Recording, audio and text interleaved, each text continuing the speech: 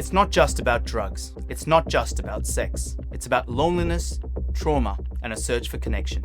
Let's talk about chemsex, a powerful, often hidden phenomenon shaping mental and sexual health in ways we can't afford to ignore. Welcome back to Psychiatry Simplified. I'm Dr. Sanil Rege, psychiatrist and educator.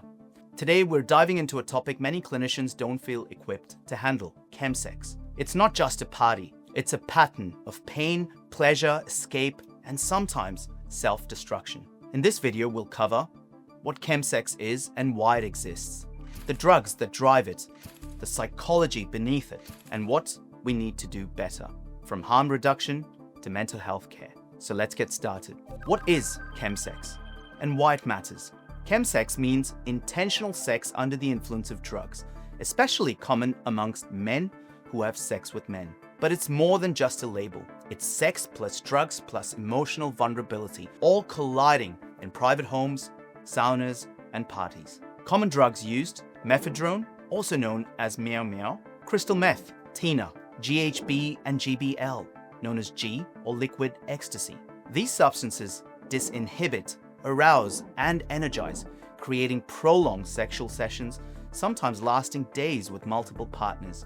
But here's the paradox. It might feel like freedom, but it often starts from pain. So why do people engage in chemsex? What are the motivations beyond the surface? Some say it's for better sex, more intimacy, and feeling uninhibited. But for many, it's a shield. Behind the curtain, stigma from HIV status, internalized homophobia, low self-esteem, fear of rejection. So chemsex isn't just about chasing pleasure. It's often about escaping pain. So let's look closer at the drugs behind chemsex, what they do and why they're used. Let's start off with crystal meth, methamphetamine. We know that crystal meth is a stimulant which significantly boosts dopamine and sex drive. It's used for energy, confidence, and sexual longevity. But the risks here are addiction, psychosis, and neurodegeneration. Next, mephedrone, which is a stimulant similar to MDMA or ecstasy. This is used for euphoria, arousal, and instant connection. The risks here are a short duration resulting in binge use and a risk of overdose. Then comes GHB and GBL. This is a combination of a sedative and a disinhibitor. It's used for muscle relaxation, reducing anxiety, and enhancing sensation. The risks: overdose, unconsciousness, and sexual assault potential.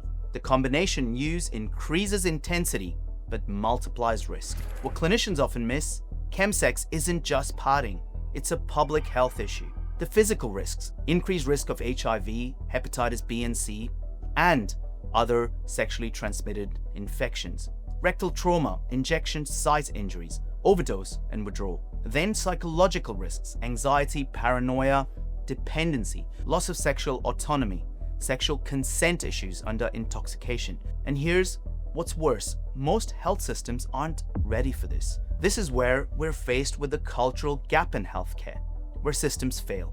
Mainstream services often lack cultural competence around gay and bi men's experiences. They don't recognize chemsex-specific drug use. They fail to address the stigma, shame, and sexual trauma. However, there are changes occurring. Community organizations like ACON and VAC in Australia are stepping up.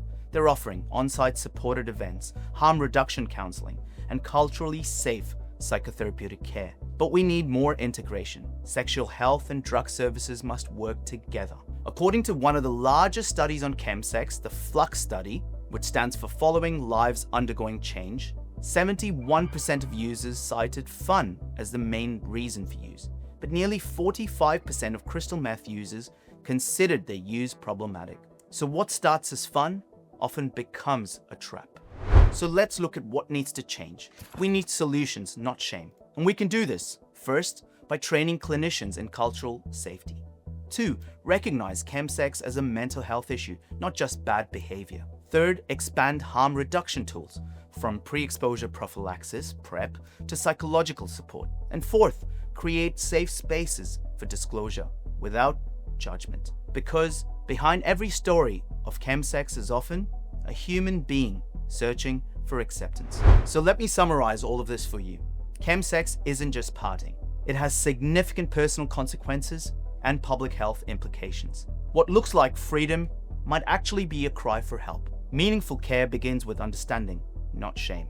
If this video gave you insight into a hidden world that's affecting thousands of lives, like this video, share it, and subscribe. Drop a comment if this changed your perspective or you're working in this space. I'm Sanil Rege from Psychiatry Simplified.